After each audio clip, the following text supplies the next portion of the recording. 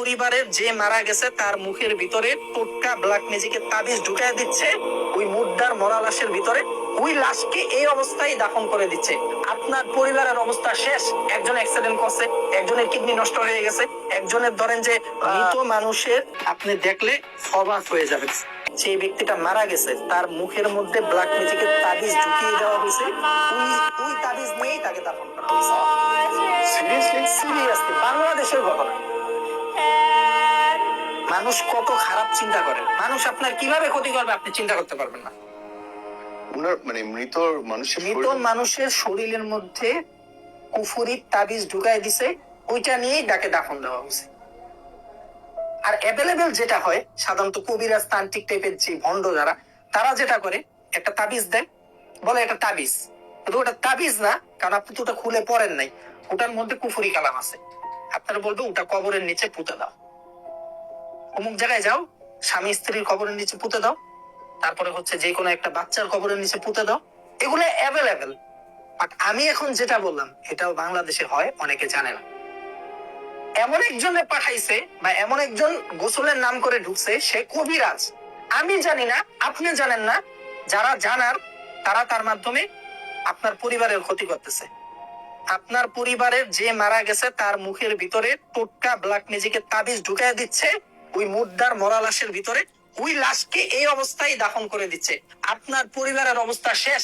একজন অ্যাক্সিডেন্ট করছে, একজনের কিডনি নষ্ট হয়ে গেছে, একজনের ধরেন যে কি বলে মাথা ঘুরায় হঠাৎ করে ব্রেন স্ট্রোক করছে, এক কথায় ধস নেমে গেছে। এটার তো কোনো সায়েন্টিফিক ব্যাখ্যা নাই।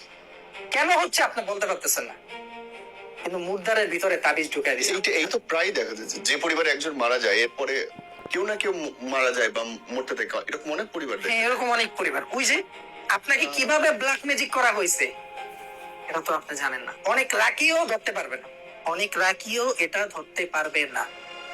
আমার কাছে এক রোগী আসছে, বলতেছে ভাইয়া আমি তো এরকম চিকিৎসা করাইছি, তো কিছু ফল পাইছি, এরপর আর পাইনি। কোনো অনেক আমল করছি, রাকি ঝাড়ফুঁক করছে, কোনো ফল পাইনি। তো আমি বললাম আপনি রাকিকে ধরেন, আপনি আমার কাছে আসলেন কেন? ওই রাকিকে ধরেন।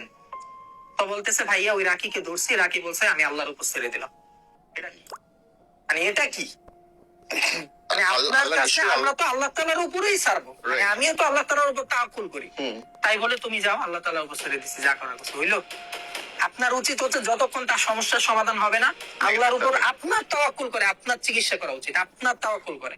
কারণ তার ইমান যদি থাকে 50%, আপনার 100 থাকার কথা। রাখি হিসাব ওটা হচ্ছে প্রপার রাখি আমার কাছে।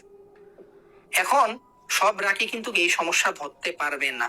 মরা লাশের মধ্যে তাবিজ ঢুকায় দিছে, কবর দিয়ে দিছে, এরপর পরিবারের অবস্থা দেদারসে খারাপ হওয়া শুরু হয়েছে। মরা লাশের হাতের মধ্যে তাবিজ পেঁচায়া আস্তে করে তারে দাফন করে দিছে। এখন যে এটা করছে তার অবস্থা ভাই খারাপ হয়ে যাবে। সে খুব বাজেভাবে মারা যাবে, তার কিডনি পচে যাবে, তার ব্রেন নষ্ট হয়ে যাবে, সে দুনিয়াতে খুব বেজ্জতি হবে, খুব বাজেভাবে সে মারা যাবে যে এই কাজটা করছে। বাট যার ব্যাপারে করছে তারও তো অবস্থা খারাপ হয়ে যাবে, সেমই তো হবে। এখন আমাদের বাংলাদেশে ঘরে ঘরে ব্ল্যাক ম্যাজিক হয়, ঘরে ঘরে কুফরি কালাম করা হয় মানুষকে নষ্ট করার জন্য। আমি আপনি জানি, আপনি আমার শত্রু, আমার হয়তো বড় কোনো গ্যাং নাই, আমার হয়তো বড় কোনো পাওয়ার নাই, আমি আপনার ক্ষতি করতে পারতেছি না। তো আমি বাংলায় সেটারে বলে, অনেকে বলে বাংলা ভাষায় প্রবাদে যে হাতে মারবো না ভাতে মারবো, হাতে মারবো না ভাতে মারবো।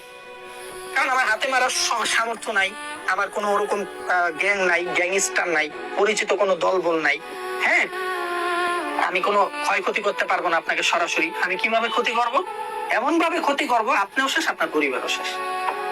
এখন আমি যে আপনার ক্ষতি করলাম, আমি কই যাব? আল্লাহ কি আমাকে ছেড়ে দিবে? একজন আছে না, আপনাকে যেভাবে আমি কষ্ট দিয়ে মারবো আল্লাহ আমাকে এর চেয়ে খারাপ ভাবে মারবে। এই কারণে আমি প্রত্যেকটা ভিডিওতে বলি, আগেও বলছি এখনো বলি, কেউ যদি চায়, মানে যারা ব্ল্যাক ম্যাজিক করতে চায় পরিবারের কাউকে, যে হ্যাঁ আমি আমার একজন আছে তাকে আমি ক্ষতি করতে চাই, তাকে আমি শেষ করে দিতে চাই, সে আমার অনেক বড় শত্রু। এই ব্ল্যাক ম্যাজিকটা কোন তান্ত্রিক কবিরাজের কাছে করার আগে অ্যাটলিস্ট আমি হাফেজ মুহিউদ্দিনকে যেন নক দিয়ে জিজ্ঞেস করে যে হুজুর আমি তো একজনকে ব্ল্যাক ম্যাজিক করব, আমি কি অনেক সুখে শান্তিতে থাকতে পারবো, আমার কি কি হবে? আমি জাস্ট তাকে কয়েকটা লোকেশন দিয়ে দিব, গিয়ে বলবো অমুক জায়গায় গিয়ে খবর নেন যে ওই লোকটা কেমন আছে, যিনি করছিল।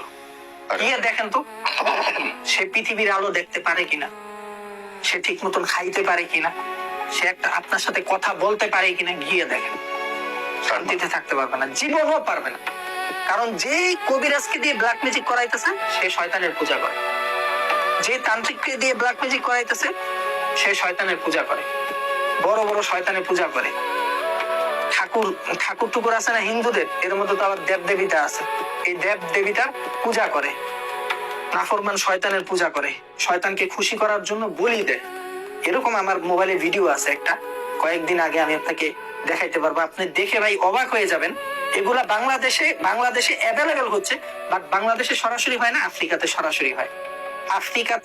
আফ্রিকার যে মহাদেশগুলোতে এগুলাতে এই ব্ল্যাক ম্যাজিক সরাসরি হয়, আপনি দেখলে অবাক হয়ে যাবেন।